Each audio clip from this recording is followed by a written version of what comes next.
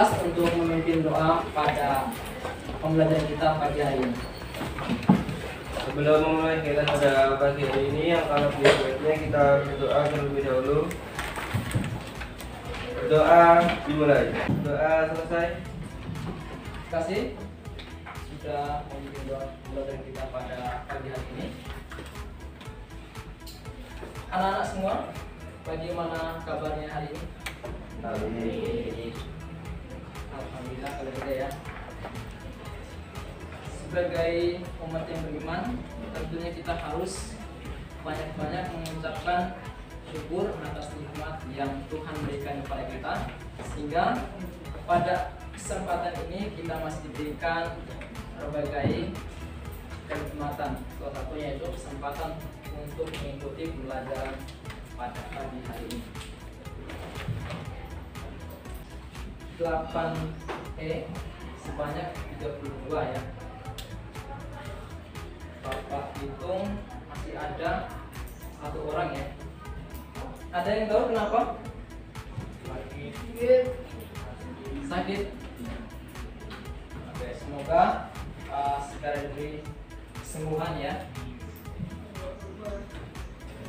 Oke, anak-anak sudah tahu kita hari ini mau mempelajari tentang apa? Apa?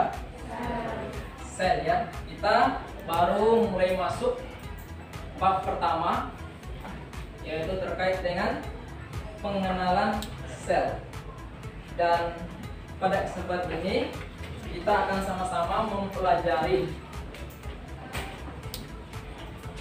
bagian awal terkait dengan materi sel.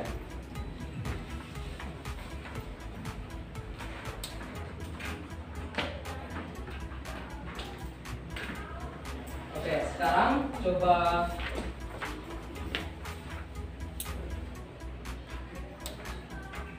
kita simak video ini ya. Cara memotong tumpeng yang benar.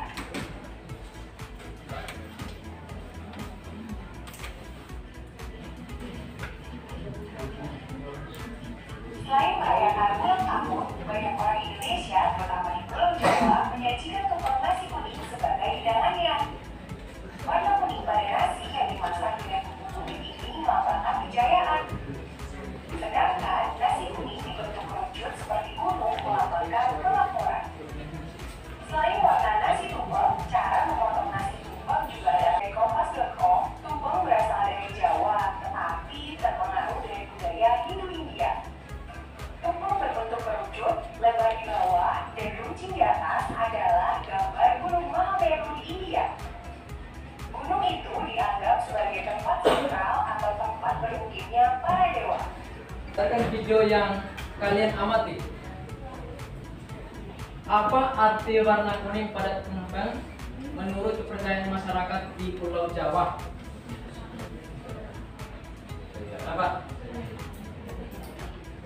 Coba ajukan tangannya. Angkat tangan. Siapa?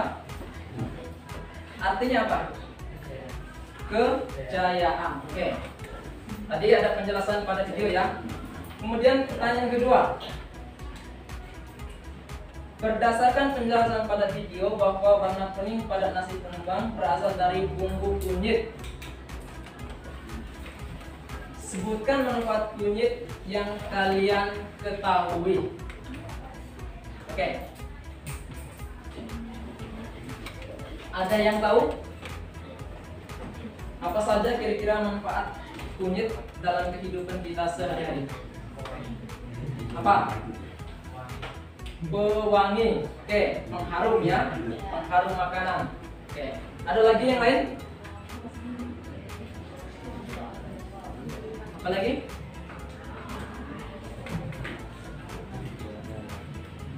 Pernah lihat kunyit kan? Pernah. Di rumah ibu-ibu pasti sering memasak yang menggunakan bumbu kunyit. Oke.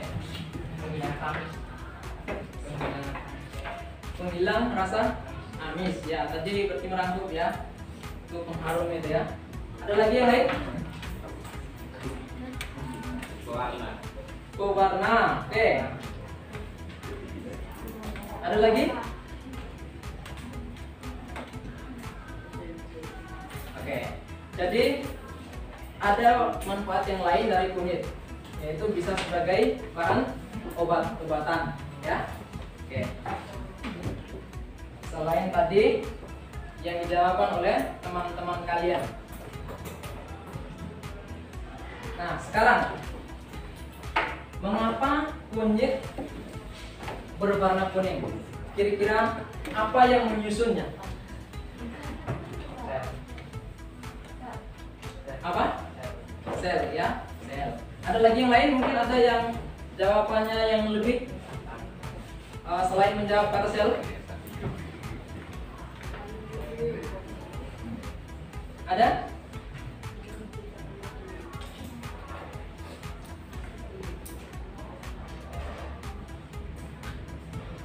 Kenapa? Oke, tadi benar ya. Karena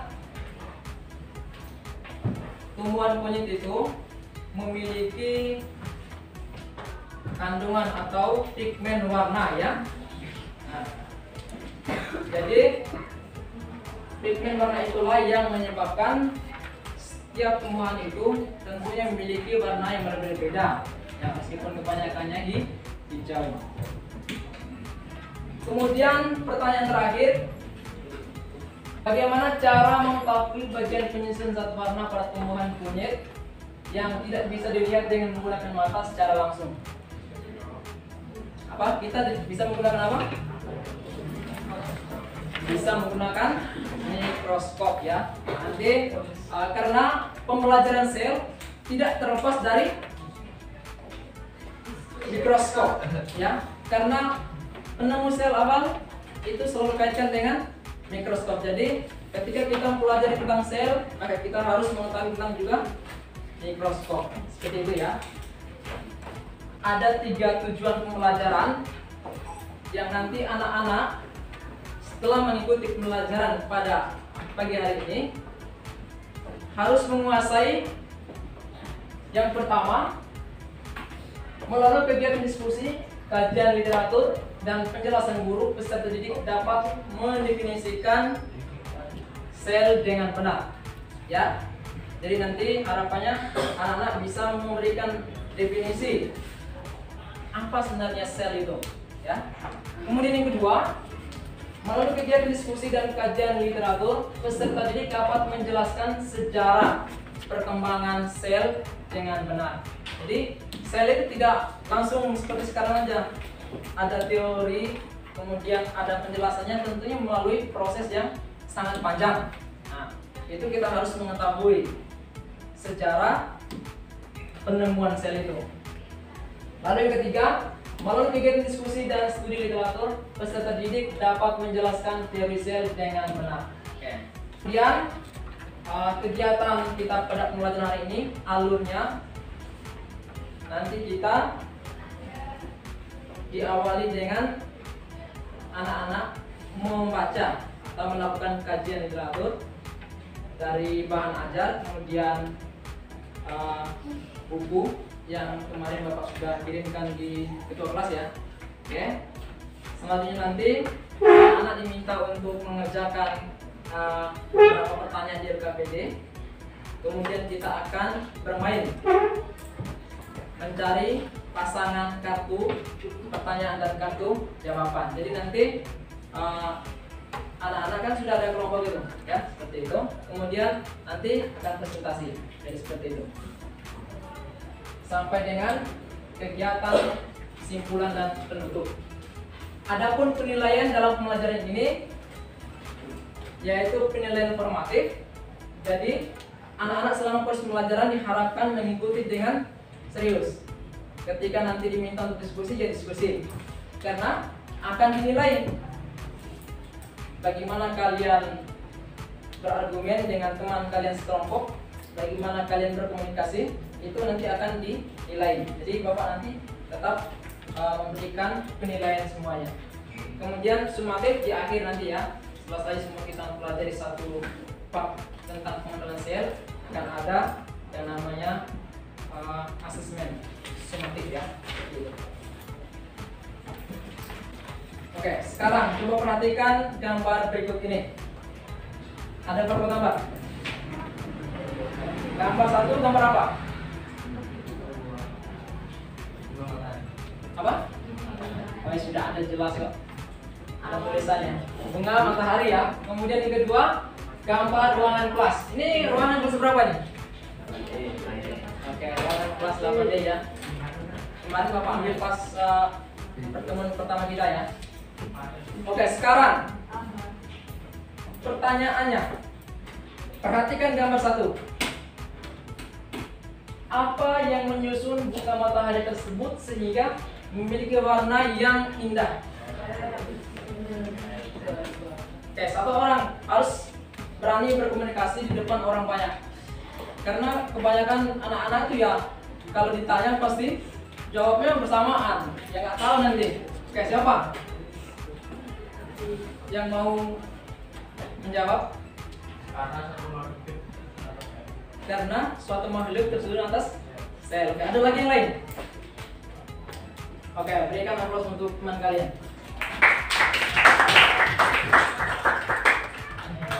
Oke, sekarang coba kita bandingkan dengan gambar yang kedua. Ya. Sekarang coba kita bandingkan dengan gambar yang kedua. Apa saja bahan yang menyusun bangunan ruangan kelas ini? Material apa saja kira-kira yang menyusun bangunan ini? Coba satu orang dari perempuan dulu. Mana? Anda nggak tahu? Kira-kira apa saja bahan yang menyusun bangunan ini? Ruangan kelas kita nih. Ayo yang perempuan. Tadi kan udah laki-laki. Nah, ini. Silakan. Ya.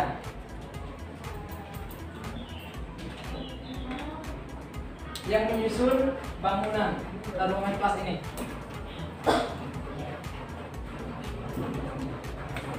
Semen, oke. Kayu, oke. Apa lagi? Apa lagi? Masa hanya semen, kayu, apa? Batu bata. Yang lain? Oke, terima kasih. Silakan. Apa? Ayo. Ketika kita memperhatikan pada saat bangunan itu dibangun, ya, maka sebenarnya ada beberapa material atau bahan yang saling melengkapi, ya, yang saling melengkapi sehingga berdirilah sebuah bangunan seperti ruangan kelas ini. Ya, seperti tadi yang sudah disebutkan ada batu bata, ya, semen, ada pasir, kemudian ada air. Artinya apa? Jadi saling melengkapi, ya, untuk mencapai suatu kesempurnaan. Jadi diharapkan anak-anak dalam hal apapun, ya, dalam hal apapun kebersamaan itu lebih utama, ya. Kebersamaan itu lebih utama. Oke, sampai di sini paham? Alam sudah mengirimkan pembagian kelompok 8E berdasarkan hasil asesmen diagnostik kemarin, ya. Sekarang coba duduk berdasarkan kelompoknya masing-masing. Kelompok 1 di sini, silakan. Kelompok 1 4 orang.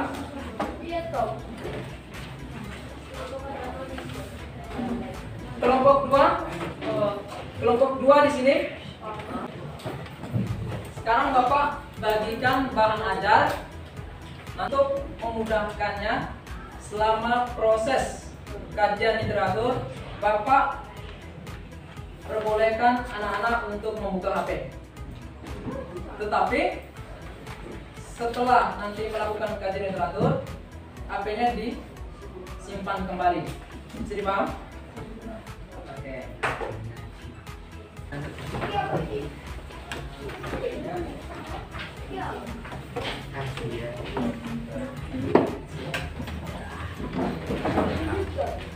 Kelompok mana yang belum dapat?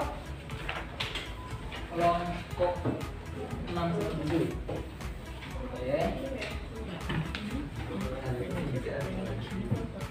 silakan baca bahan ajarnya. Bisa juga buka file PDF kemarin ya, buku siswa halaman 2 dan 3. Silakan HP-nya buka file PDF kemarin yang Bapak kirim di kelas itu. Buka halaman 2 dan 3. Perhatikan di LKPD di bagian permainan. Oke. Sekarang Bapak coba menjelaskan dulu ya, nanti bagaimana alur permainannya. Sekarang perhatikan ke depan. Perhatikan ke depan, biar nanti tidak ada kelompok yang belum paham. Jadi nanti kelompok kecil ada 8 kan, nanti akan digabung. Kelompok 1 gabung dengan kelompok 3, kemudian kelompok 2 gabung dengan kelompok 4, kemudian kelompok 5 gabung dengan kelompok 7, dan kelompok 6 gabung dengan kelompok 8. Kemudian kelompok 1 dan kelompok 3 yang akan melakukan permainan pertama. Dilanjutkan dengan presentasi, membaca di depan kelas.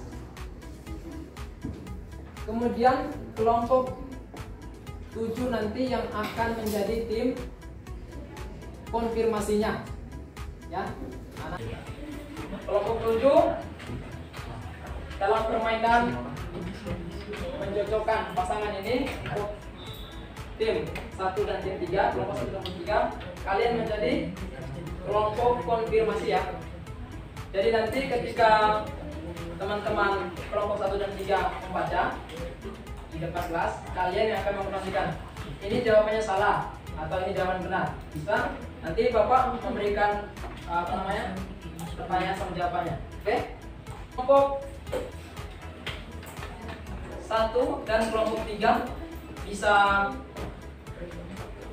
maju ke depan kelas. Bapak sudah siapkan kartu pertanyaan dan kartu jawabannya. Ini untuk tim konfirmasi. Ditutup dulu ya. Oke. Ditutup dulu. Sudah siap bermain? Waktunya 1 menit ya, cukup ya, hanya 4 orang nih. Oke, 1 menit ya untuk mencocokkannya. Mulai 8.09. Pak, silakan. Kelompok 3 ini bernama. Oke, ya. Warna pink mendapat kartu jawaban. Oke, silakan. 8.11 selesai.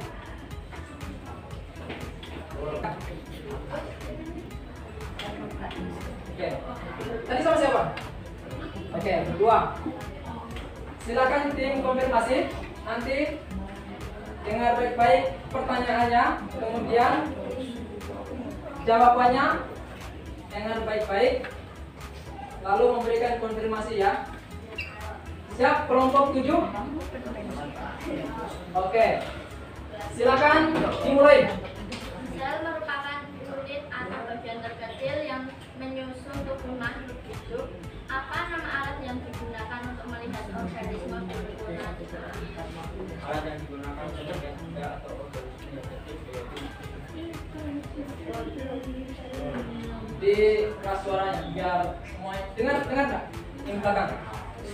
Ini konfirmasi. Betul. Oke. Tepuk tangan.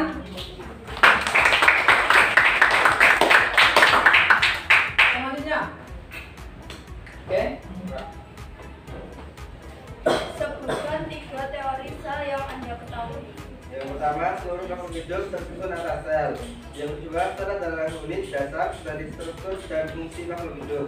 Yang ketiga, seluruh sel berasal dari sel sebelumnya. Kelompok tadi, kelompok 1 dan kelompok 3. Kelompok 3 mana? Silakan duduk di sini. Ya, di sini gabung dengan kelompok 1. kelompok 2 gabung dengan kelompok 4,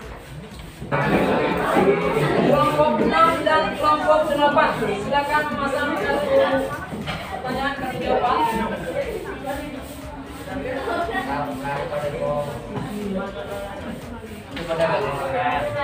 Silakan ya.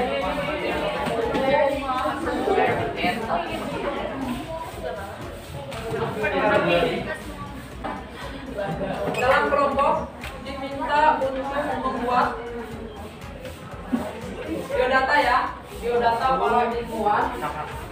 Nanti hanya salah satu, ya, tapi cuma satu kelompok satu.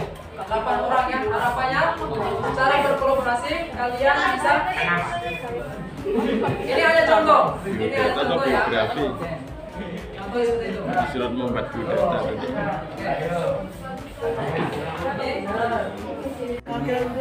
Ya, harapannya perhatikan dulu. Harapannya dalam presentasi harus yang formal ya. Biasakan yang formal. Diawal dengan salam, kemudian perkenalan kelompoknya, kemudian pemaparan pertama yaitu hasil kalian memasang kartu pertanyaan jawaban. Yang kedua, kalian menjawab di NKPD, dan yang terakhir yaitu pembuatan biografinya. Sekarang bisa dimulai ya, bentar. Yang di belakang. Nanti ada pertanyaan ya. Nanti bisa yang membuat pertanyaan di kelompok yang presentasi atau kelompok yang mendengarkannya. Pada kesempatan kali ini kami dari kelompok 1 dan 3 akan presentasikan dari video diskusi dari kelompok kami. Yang pertama mencatatkan pertanyaan dan jawaban. Kata-kata berasal dari bahasa Latin ya, istilah apa jadi istilah berasal dari dan merupakan di bahasa Indonesia sebagai surahnya kasih. Saya merupakan Untuk yang pertama, apa yang kalian ketahui tentang sel? Sel merupakan bagian terkecil yang menyusun makhluk hidup. Untuk pertanyaan yang kedua, siapakah ilmuwan yang pertama kali meneliti tentang sel dan jelaskan dengan singkat hasil penelitiannya? Robert Hooke meneliti sayatan gabus di bawah mikroskop dan menguraikan apa yang disebut sel gabus.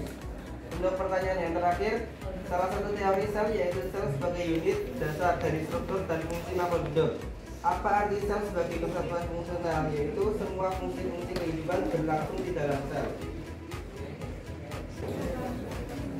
Kebangsaan Belanda, Republik Belanda. Sekian presentasi dari kami. Sebelum kami itu, apakah ada yang ingin menanggapi atau yang ingin bertanya? silakan kelompok 2 dan kelompok 4 ya. Ada yang ingin bertanya? Kita menanggapi? Ada? Kelompok 5 dan 7? Kelompok 6 dan 8? Dari kelompok 1 dan 3, ada yang mau bertanya ke kelompok yang mendengarkan? Silakan.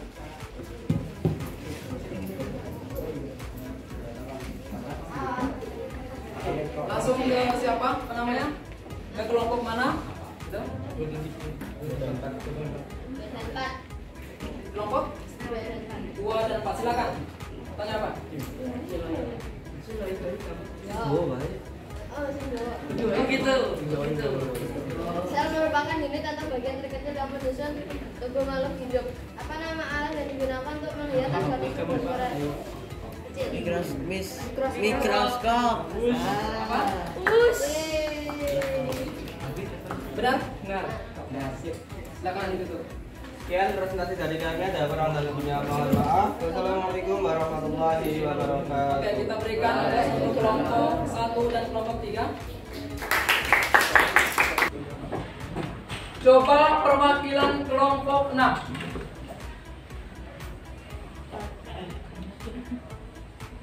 Membacakan kembali, ya, atau menjelaskan kembali materi yang sudah kita pelajari pada pagi hari ini. Kesimpulan, dapat mengetahui sel-sel, nama-nama ilmuwan, dan barang hasil penemuan. Apalagi selain itu? Kita hari ini dapat simpulkan bahwa sel itu adalah unit terkecil ya, dan kita bisa mengetahui sejarah perkembangan sel dan juga teori sel. Oke.